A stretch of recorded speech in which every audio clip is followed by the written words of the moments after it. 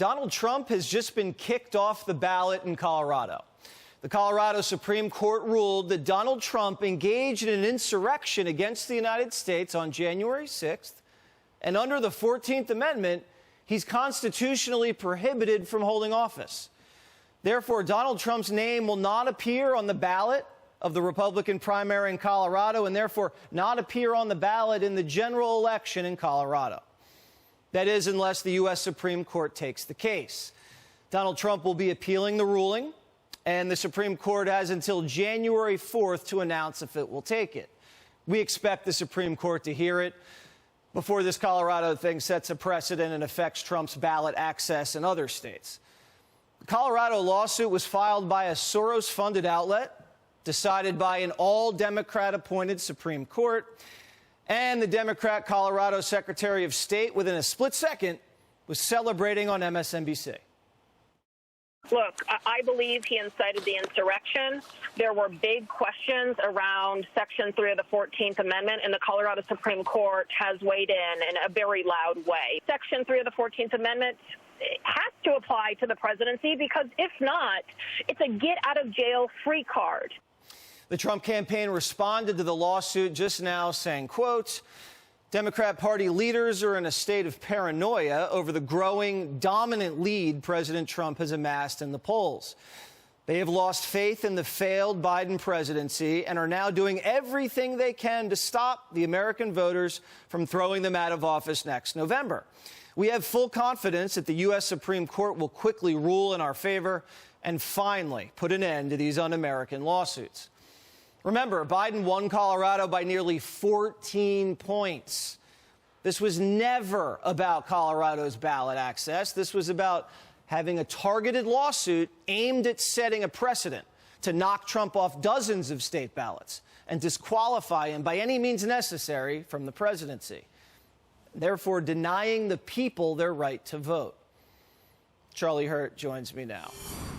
So we expect the Supreme Court to take the case, and what do you think is going to happen, Charlie?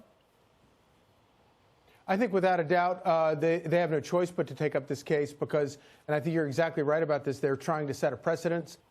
This will open the floodgates. You'll have left-wing lunatic states all around the country trying to do the exact same thing, and you're exactly right there. This has very little to do with ballot access in the general election. It has to do with barring Donald Trump from getting the Republican nomination. And I thought his statement was really interesting where he said Democrat leaders have lost faith in Joe Biden. That's true, but Democrat leaders have also lost faith in democracy, and that's what we're seeing in Colorado today. The Democrats in Colorado are so afraid of allowing American voters to vote and pick the next president, they are willing to do extrajudicial things, complete highway robbery here in order to thwart the people's choice from being on the ballot. To them, preserving democracy requires destroying democracy, and that's who we're dealing with. These people are unhinged, they're lunatics, and they're very dangerous. Yeah, I mean, it's more than voter suppression. It's more than voter intimidation. It's the elimination of the voter. You can't vote for the guy you want to. It's as simple as that, and it's because the court ruled, in their opinion, he's an insurrectionist. He's not been charged with insurrection. He's not been convicted of insurrection. It's just their opinion that that's what happened. Yeah, no, and that's such an important point. We hear the word insurrection thrown around all over the place. Everybody wants to sort of hide behind that. But literally, Jack Smith, who would charge Donald Trump with absolutely everything, including jaywalking if he could get away with it, didn't even charge Donald Trump or most of the rioters on January 6th with insurrection. And by the way, another thing that I think is kind of an interesting point here is that Donald Trump faced the trial that a president faces in the United States Senate over the January 6th riots. He was charged with impeachable offenses, and he was found not guilty there. And that's obviously not the same as a court of law, but that is a very significant factor in determining whether or not this guy committed insurrection or whatever. But the other thing I think is also interesting is that these people are so determined to thwart democracy and to prevent people from voting for who they want to vote for, that to them, January 6th was the Civil War to them. There is no difference between that and a 4-year, horrifying, the deadliest war in our history. To them, it's the same thing. If it meets their political objective, they don't care. Do you have faith in the Roberts Court? Remember, last time they didn't even take his appeal on the 2000 election. They just didn't even take it. Yeah, I actually do, because I think that this court, if I were to define the Roberts Court, it is that they don't want courts determining everything. They believe, and if you look back at the Obamacare ruling, what was the court's ruling? The ruling was, Congress, you built this monster, you deal with it. And they kicked it back to Congress. And there's a lot of criticism about that decision. And I agree with that criticism. But the main thrust of it is that they don't want the courts running the country. They want legislatures to run the country. And we saw that with the Dobbs decision as well. And I think that if that's your mindset here, then you have to look at this crazy lunatic court in Colorado and say, we're not going to let these people deny Americans the right to vote for who they want to vote for in the next election. Charlie, you know it'd be nice if we could just have an election where no one interfered. Not the Chinese, not the Russians, not the FBI, not the CIA, not some wacko judge in Colorado. Just let the people vote like we've always done, and it shakes out how it shakes out. Is that too much to ask? Yeah, that would actually be really nice if we could have an election where the CIA and the FBI doesn't take Kremlin talking points and run with them to rig our election. I would love that. Yeah, just a nice, normal, clean election. Let the chips only fall where they may. Right. Thanks, Charlie.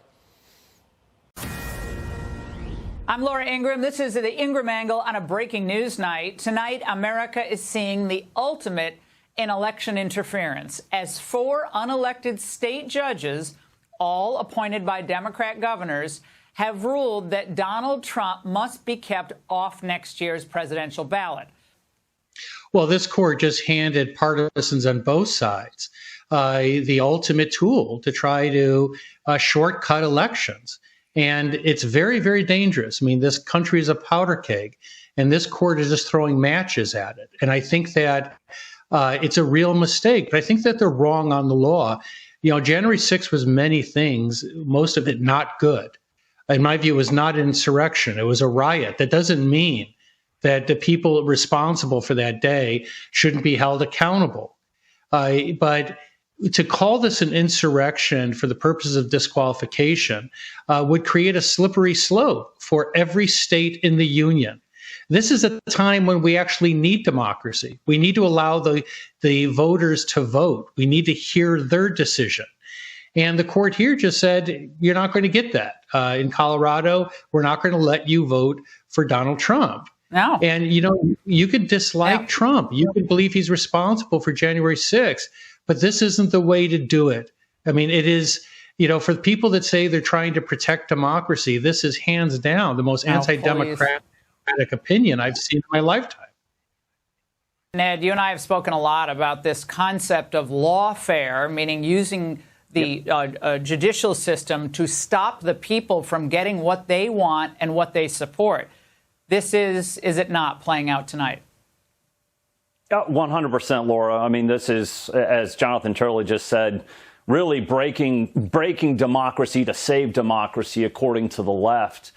They don't want the voters to decide this. I think there's obviously this deep fear of Donald Trump potentially winning the White House back and what he would do when he's back in office in regards to breaking apart the administrative state and the status quo. This is a good time to tell our viewers that what they saw in this decision, what they're seeing in this decision, is judicial activism. They take the Constitution and turn it into a piece of silly putty for political ends. That is classic judicial activism, is it not? It is, yes, Laura, and it is good to have the mask ripped off. You can see the fangs here, folks. These people, they don't care a whit about democracy or your right to vote for who you think is the best president. This is a raw act of judicial power by 4 unelected judges in the state of Colorado. Okay, it's on a question of federal law, thank goodness, so they don't have the final word on questions of federal law. That goes to the U.S. Supreme Court. And I am confident that the U.S. Supreme Court will reverse this because it is a lawless ruling.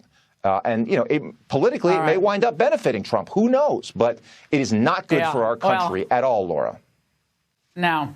And Except I hope as a the civics voters lesson. of Colorado are watching this very carefully tonight, because you have 4 judges on your Supreme Court who don't believe you have a right to cast your ballot for whom you want, unless you support Biden. That's it. Fox News legal analyst Greg Jarrett and former acting Attorney General Matthew Whitaker.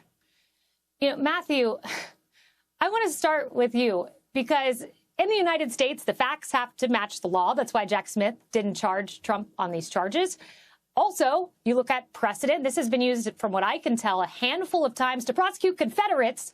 Was this intended, the 14th Amendment, Section 3, to disqualify someone like President Trump? Yeah, Kayleigh, good to be with you, and I thought you did a great job outlining this. I mean, this is a very undemocratic, unconstitutional attempt at really election interference by the Colorado Supreme Court. I mean, this is a close call for them. It was a 4-3 decision.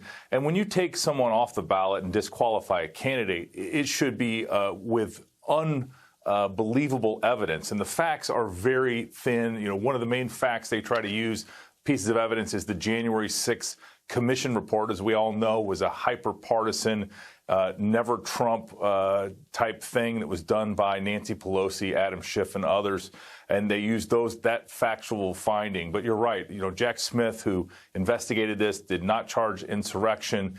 And I think the other thing that we need to do is the historical context is very important. The people that wrote the 14th Amendment and Section 3 of that knew what an insurrection was. They had just seen hundreds of thousands of their fellow citizens killed in a war between the states. And so they knew what an insurrection was. And in this case, you know, there was a riot at the Capitol. Those people that participated were held accountable and have been prosecuted for that. But, you know, at the end of the day, President Trump said, go peacefully and patriotically and have your voices heard. And this court just ignores anything that is evidence that helps President Trump. And the Supreme Court of the United States will clearly have the final say on this, and I expect they will reverse this ruling. So we hope that's the case, the Supreme Court reversing this, Greg, because I had a lot of folks say to me, well, can't we just write in Trump's name in Colorado? But I have a line from the opinion here. The opinion in Colorado says the secretary may not list President Trump's name on the 2024 presidential primary ballot, nor may she count any write-in votes cast for him, literally taking away the will of the people. Yeah, this is election rigging, Kayleigh. It was a narrow 4-3 decision.